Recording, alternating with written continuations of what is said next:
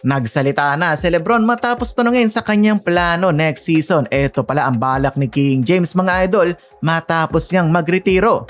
Nag-commit na si Stephen Curry sa 2027. Kukumbinsihin pa si Klay Thompson.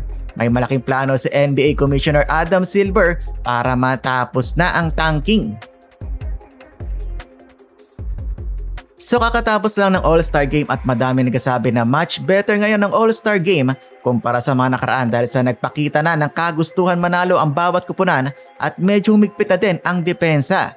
Sa huli nanalo ang mas batang team USA Stars kung saan pinangalan ng All-Star MVP si Ant-Man at inuwi ang Kobe Bryant Trophy.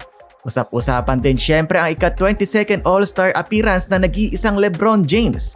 Napaiyak pa nga ang fan na to matapos pagbigyang magpa-picture ni LBJ. It's a dream come true.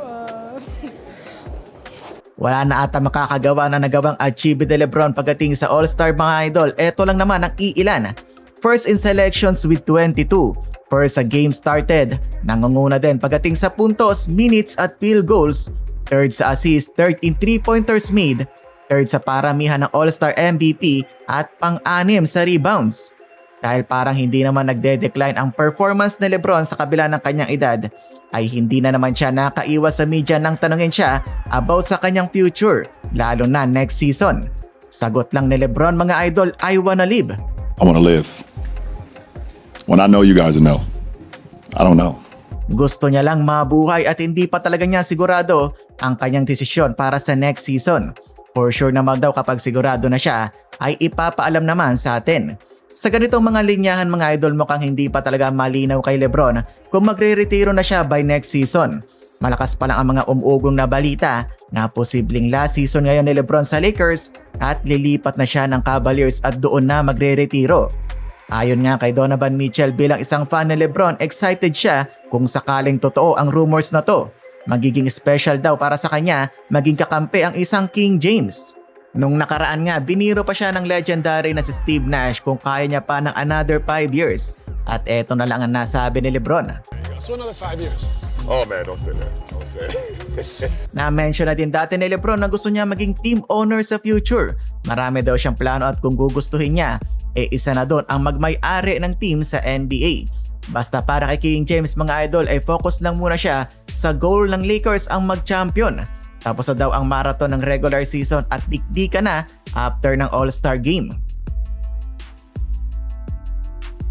Hindi man nakapaglaro ngayong All-Star Game si Stephen Curry due to knee injury, hindi naman nawala ang kanyang presensya sa festivities. Nag-viral pa nga ang kanyang unbelievable shot mula sa studio set ng NBC. Grabe nga yung tuwa ni Carmelo Anthony doon. Nag-commit na din si Steph sa 2027 All-Star Game at sasali daw siya ulit sa 3-point contest. Kukumbinsihin pa nga niya si Dame, Kevin Durant at si Klay Thompson. Matindi-tinding lineup to kung sakali mga idol. Si Curry lang naman ang record holder with 4,233 regular season 3-pointers.